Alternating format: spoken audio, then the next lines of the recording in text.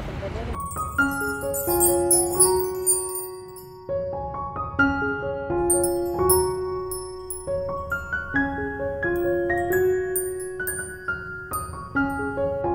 Herkese merhaba. Annemin dolabını boyadığımız gün baza almak için çarşıya gitmiştik. Bazayı aldık, tam eve dönüyoruz. Arabada benzinin bitmek üzere olduğunu ve benzin almamız gerektiğini söyledi eşim. Tam benzinliğe girerken çöp konteynerinin yanında gördük bunu ve gördüğünüz gibi alıp yeniledim. Mobilyalara kabartmalı desen yapımı ve teletransfer uygulamasını nasıl yaptığımı gösterdiğim bu videoda dolap boyamak isteyenler için kendi deneyimlerimi ve uygulamalarımı aktardığım yine faydalı bir video hazırladım. İyi seyirler. Eski mobilyanın yenileme işlemine yine her zaman olduğu gibi ilk olarak onarılacak kısımlarına ahşap macunu sürmekle başladım.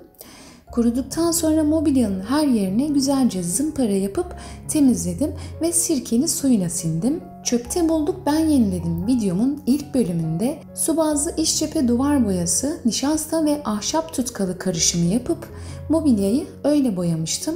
Ve o videoda neden o şekilde karışım yaptığım çok sorulmuştu. Duvar boyasını direkt mobilyaya sürdüğümüzde tutunamıyor ama içerisine diğer malzemeleri eklediğimizde daha güzel tutunuyor ve sağlam oluyor. Özellikle de nişastayı boyanın kıvamını biraz arttırsın ve daha kapatıcı olsun diye ekliyorum. Bu kez bu mobilyada ise boya olarak hobi malzemeleri satılan yerlerde bulabileceğiniz akrilik boyalardan kullandım. Kendim boyaları karıştırarak bu rengi elde ettim.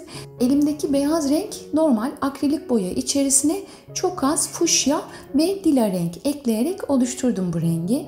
Daha sonra da boyamın içerisine yine her zaman olduğu gibi nişasta ve ahşap tutkalı ekledim.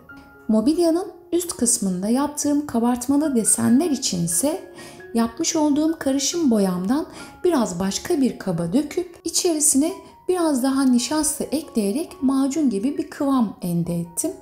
Bu işlem için hobi malzemeleri satılan yerlerde hazır rölyef pastalar satılıyor. Ama ben uzun zamandır rölyef pastamı da bu şekilde evde kendim yapıp öyle kullanıyorum. Kabartmalı desenleri de hobi malzemeleri satılan yerlerde bulabileceğiniz stencil şablon kullanarak yaptım.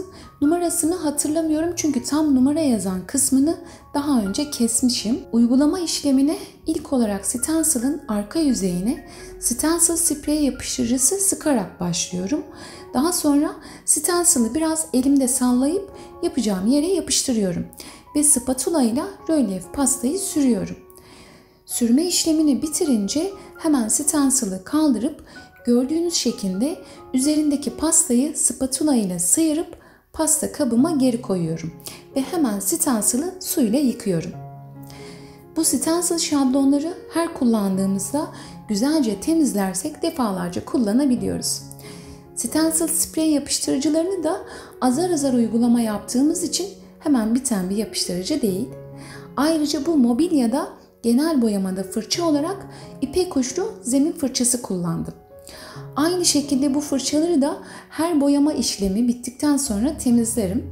Şu anda malzeme dolabımda öyle sanıyorum ki farklı boylarda 3-4 adet kadar ipek fırçam vardır ve bunları yaklaşık 8 ay kadar önce almıştım. Hala da kullanıyorum.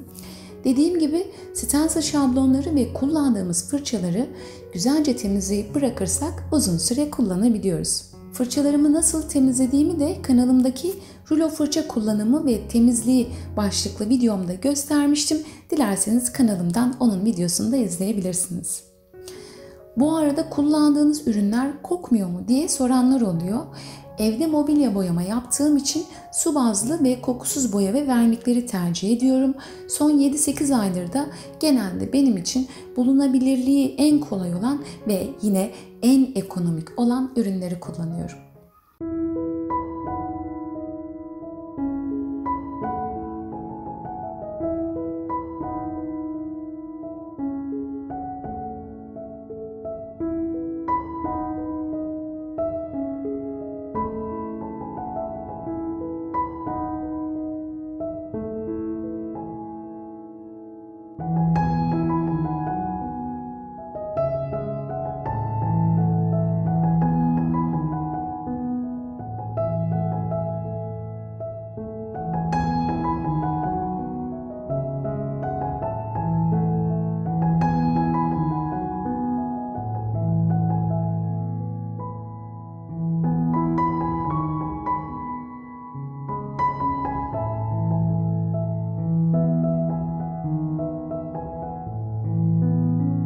Mobilya üzerine bir şablon desen uyguladıktan sonra devamını sağlayabilmek için bir önceki yaptığım desenin kurumasını bekledim.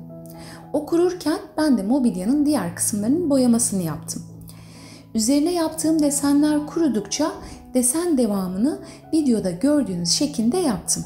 Bu arada bu gördüğünüz mobilyayı da ben boyamıştım. O zamanları bunun yapım aşamasına ait videosunu çekmemiştim. Çok beğenilmiş ve nasıl yaptığımı soran çok olmuştu. Aynı stencil şablonu ve ön kapaklarını da Teletransfer'in farklı bir modelini kullanarak yapmıştım. Bu da sizlere fikir olsun.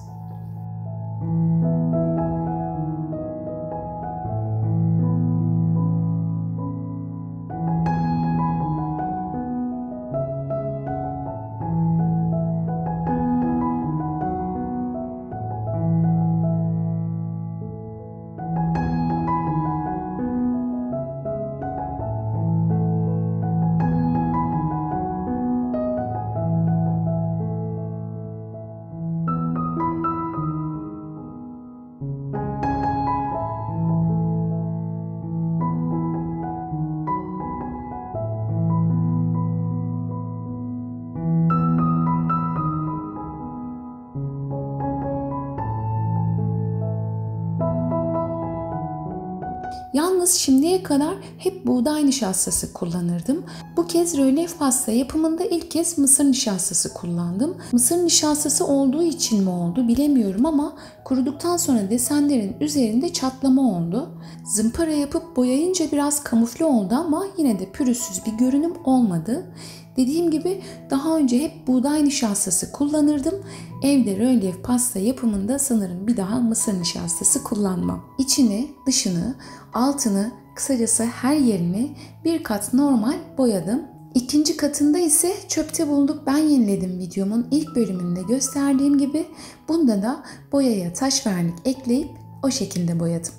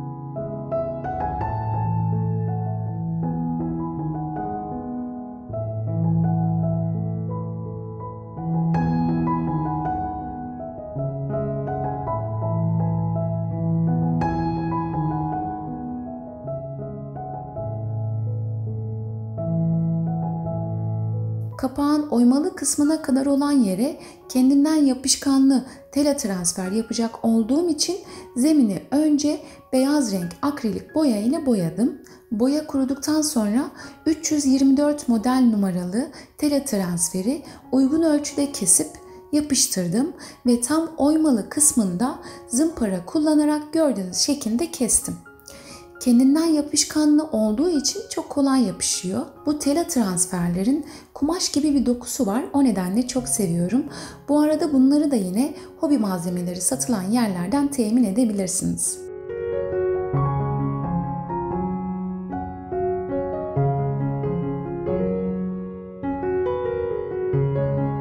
Bu şekilde komple her yerini boyamak ve üzeri için aynı boyadan pasta yapıp onunla desen yapmak için yaklaşık 200 ml akrilik boya kullanmışım. Hobi malzemeleri satılan yerlerde 2 adet 120 ml akrilik boyayı 15 TL civarlarında bulabiliyoruz. 120 ml taş vernik fiyatları ise 20 TL civarlarında. Teletransferler de bildiğim kadarıyla 6 TL. Stencil'ın ve yapıştırıcının fiyatını hatırlamıyorum. Çok uzun zaman oldu onları alalı. Hatta onları daha önce en az 3-4 projemde daha kullanmışımdır.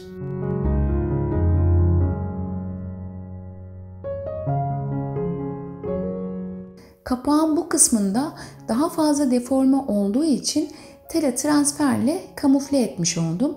Ama tam üst ve alt kısmında boşluk oldu. Ben de o kısımlarına videoda gösterdiğim danteli yapıştırdım. Üst kısma pasta kullanarak komple kabartmalı desenleri yaptıktan sonra zımpara yapıp boyamıştım. Birinci kattan sonra tekrar zımpara yaptım ve ikinci kat için hazırladığım vernik karışımlı boyamı o şekilde sürdüm. Son olarak kulp deliğinin olduğu kısmı tele transfer örttüğü için tornavidanın ucuyla yavaşça deldim ve kulp takarak mobilya boyama işlemimi bitirdim. Üstünün kabartmalı desenleri dediğim gibi yine de pürüzsüz olmadı ama olsun. Mobilyanın o eski yıpranmış görüntüsünün yanında bence bu son hali harika oldu. Umarım sizler de beğenmişsinizdir.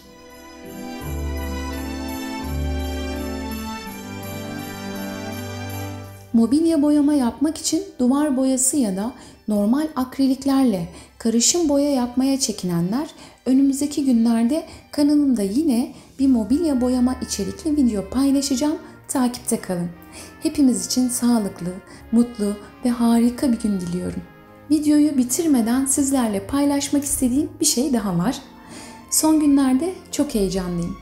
Bildiğim, denediğim, memnun kaldığım, uyguladığım her şeyi sizlere de faydalı olabilmek için videolaştırıp paylaştığım YouTube kanalım gün geçtikçe büyüyor. Yüce Rabbimin izni, sizlerin ve ailemin desteğiyle 100.000 olmamıza çok az kaldı, şükürler olsun. Kanalıma abone olup videolarımı beğenip yorum yaptığınız için, videolarımı sosyal medya hesaplarınızda, WhatsApp'ta sevdiklerinizle paylaştığınız için sizlere minnettarım. Teşekkür ederim. Hepinizi çok seviyorum. Sağlıkla kalın ve aşk ile kalın.